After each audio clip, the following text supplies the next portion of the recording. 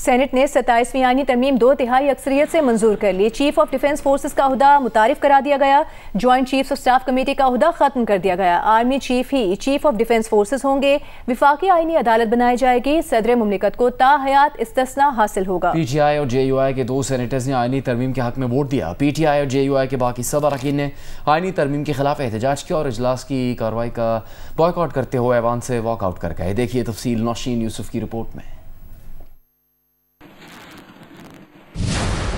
Chief of defence forces کا عہدہ متعارف، joint chief of staff committee کا عہدہ ختم۔ Army chief he chief of defence forces ہوں گے۔ فوج میں field marshal, martial of air force اور ایڈمرل آف فلیٹ کے عہدے آئین میں شامل۔ قومی ہیروز ہوں گے، تاحیات وردی میں رہیں گے۔ صدارتی طرز کا استثناء حاصل ہوگا۔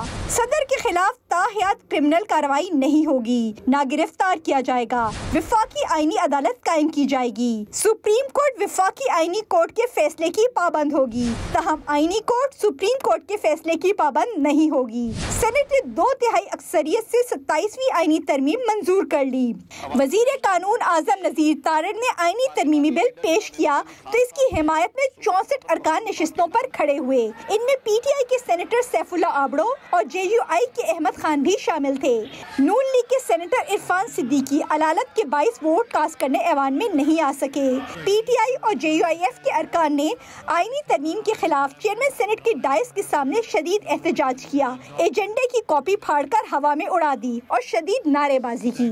اس کے بعد اپوزیشن ارکان ایوان کی کارروائی کا بائیکاٹ کرتے ہوئے واک آؤٹ کر گئے۔ اسی دوران آئینی ترمیمی بل کی شفٹ وار منظوری دی گئی، جس پر تمام 64 ارکان نے اپنی نشستوں پر کھڑے ہو کر ووٹ دیا۔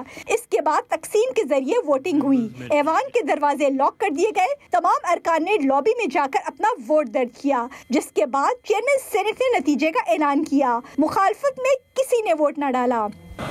I now announce the result of voting. 64 members are in favor of the motion.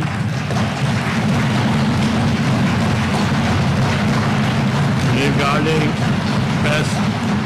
passage of the bill and none against it.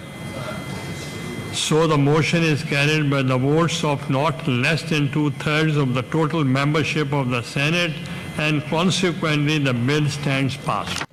27ویں آئینی ترمیم کی منظوری کے اعلان پر حکومتی ارکان نے خوشی مناتے ہوئے ڈیسک بجا کر خیر مقدم کیا۔ پارٹی پالیسی سے منحرف ہو کر آئینی ترمیم کے حق میں ووٹ دینے والے سینیٹر سیف اللہ آبڑو نے سینٹ کی رکنیت سے استعفے کا اعلان بھی کر دیا۔ نوشین یوسف، جیو نیوز، اسلام آباد۔